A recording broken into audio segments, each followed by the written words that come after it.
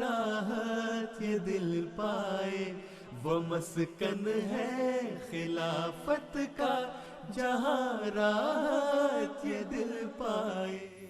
Assalamu alaikum and welcome to This Week with Huzur. Today we are honoured to present selected highlights from two virtual mulaqats that took place last weekend. On 7th and 8th November 2020, Switzerland and Bangladesh Jamaats were granted the honour of a virtual mulaqat with Hazrat Khalifatul Masih V, may Allah be his helper, for the very first time. On Saturday, the National Majlis Amila, missionaries and local presidents of the Ahmadiyya Muslim community in Switzerland had the opportunity to meet beloved Huzur. The Swiss office bearers and missionaries had the opportunity to present a report about their respective departments or duties and to receive the guidance and instructions of Huzur, may Allah be his helper, on a range of issues. Later in the meeting, they had the opportunity to ask various questions. حضرت مسیح موعود علیہ السلام نے 3 انگوٹھیاں بنائی تھیں. حضور انور اید اللہ تعالیٰ بن نصر العزیز کے پاس علیہ الصلوۃ بکاف عبدہ اور مولا عباس کی انگوٹھیاں پہنے ہوئی دیکھی ہیں. تیسری انگوٹھی حضور کس کے پاس ہے رہنمائی؟ علیہ السلام کی انگوٹھی حضرت اماں جان نے خلیفہ ثانی کو دے دی تھی، اور دوسری انگوٹھی حضرت مرزا بشیر احمد صاحب کو دے دی تھی، اور مولا عباس کی انگوٹھی حضرت مرزا شریف احمد صاحب کو دے دی تھی. تو جو علیہ السلام کی انگوٹھی جو خلیفہ ثانی کو دی تھی، اور خلیفہ ثانی نے وصیت کی تھی کہ میرے بعد یہ انگوٹھی جو ہے جو بھی خلیفہ بنے گا اس کو ملے گی اور خلافت کو منتقل ہو جائے گی بجائے ذاتی ہونے کے. لیکن جو دوسری 2 انگوٹھیاں تھیں وہ دونوں بھائیوں نے اپنے پاس رکھیں. ٹھیک ہے. حضرت مرزا شریف احمد صاحب کی انگوٹھی جو تھی ان کی وفات کے بعد میرے والد صاحب کے پاس آئی، اس کے بعد میری والدہ نے ان کی وفات کے بعد مجھے دے دی، اور پھر اللہ تعالیٰ نے جب خلافت کا منصب دیا تو پھر میں نے یہ وہ پہننی بھی شروع کر دی. تیسری جو حضرت مرزا بشیر احمد صاحب کے پاس تھی تو حضرت مرزا مظفر احمد صاحب کو منتقل ہو گئی تھی مرزا بشیر احمد صاحب کی وفات کے بعد. مرزا مظفر احمد صاحب کے کوئی اولاد نہیں تھی تو انہوں نے خلیفۃ مسیح ثانی کی بیٹی عبد الجمیل صاحبہ کے بیٹے کو لے پالک بنایا تھا، اور وہ ان کے ساتھ رہا، ان کے گھر پلا بڑھا. تو اس کے بعد وہ انگوٹھی انہوں نے اس کو دے دی. وہ آج کل امریکہ میں رہتا ہے.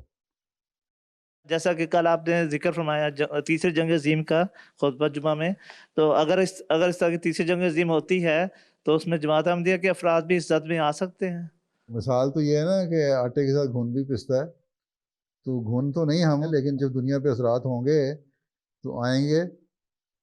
اسلام کی جو فتوحات کے لیے جنگیں ہوئی تھیں، اللہ تعالیٰ نے پیشگوئی کی تھی کہ جنگیں تم جیتو گے، اور عام وسلم کے زمانے میں جنگیں جیتتے رہے، لیکن کیا صحابہ شہید نہیں ہوتے رہے؟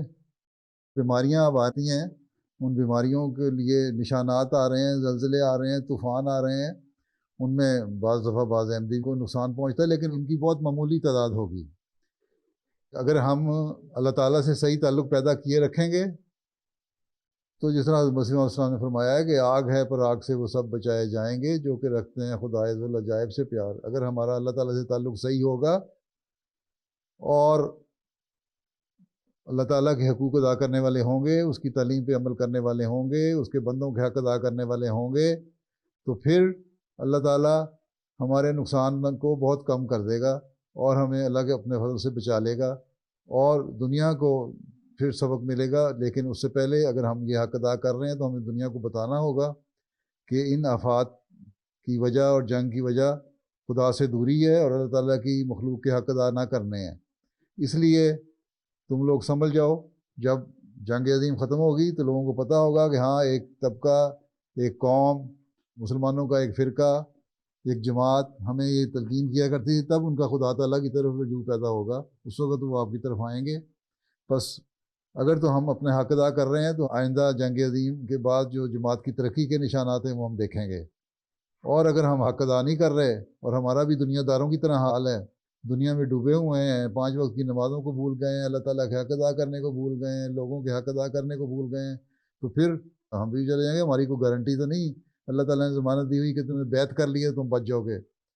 بیعت کے ساتھ شرائط ہیں وہ ہم پوری کریں گے تو تم بچ جاؤ گے. اس لیے انہوں نے فرمایا کہ آگ سے بچائے جائیں گے جب تم شرائط پوری کرو گے. اللہ تعالیٰ سے پیار کا اظہار صرف زبانی نہیں ہوگا بلکہ عملی اظہار ہوگا, تب تم بچائے جاؤ گے. ٹھیک ہے جی جزاک اللہ. چلیں پھر, اب وقت ختم ہو گیا آپ کا.